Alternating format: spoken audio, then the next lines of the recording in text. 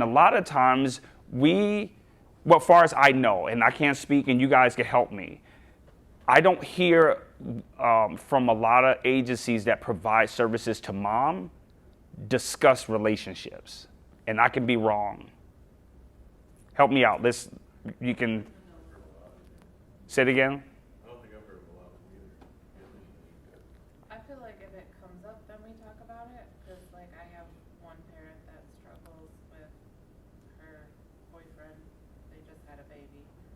So, like, I will talk to her about it. Yeah. You know, but if it comes up, then we talk about it. If it's an issue, then we will talk about it. Yeah. But if it doesn't come up, then we have to skim over it, I guess. Yeah.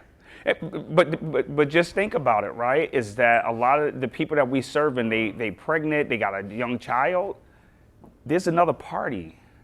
How do we co-parent? How do we effectively become better co-parents?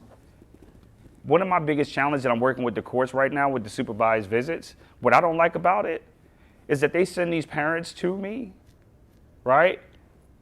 They already don't get along. They send one parent where they have to be monitored for just say 6 months. Guess what? After the 6 months, he go his way. He's no longer in our program. But guess what happened? They still have this co-parenting issue. The courts never address that. They just want to see if this dad or this mom can be monitored and if they're safe. Let me tell you something, Judge. This is a manufactured environment. They are going to be compliant because they want access to their children. So they're going to show up. They're going to be good in the room. That doesn't, I can't tell you that they're going to be a good parent. That's not the real selves. Would you say? They're not the real selves. They're real selves. Even if we're It's a fake environment. family and dad's domestic abuser, he's not going to be violent in school. He's Yeah. not going to be yelling in school. He's going to be the most friendliest person. Absolutely. So how do we really, and so that's what I'm really big on. It's like really getting to the root of the problem.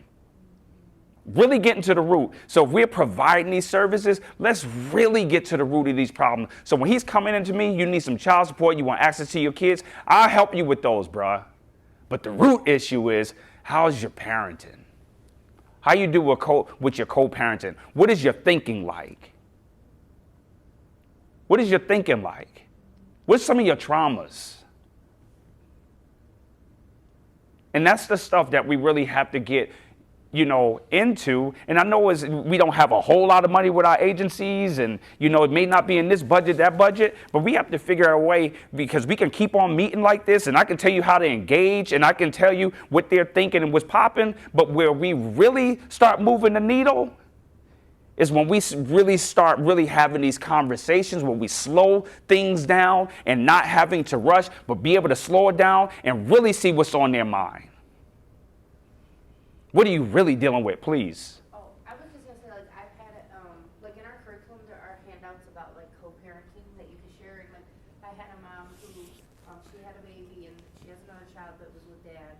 And I know they were together and then they weren't. So like, I did use that handout once and I talked to her and asked like how their co-parenting was going and like, stuff like that. And she did say, we talked about it a little and she said that like she tries, but like sometimes it kind of just seemed like she was like, well, it's what I say, or whatever, and like if he doesn't, listen or doesn't want to do whatever, it's just gonna be this way type thing.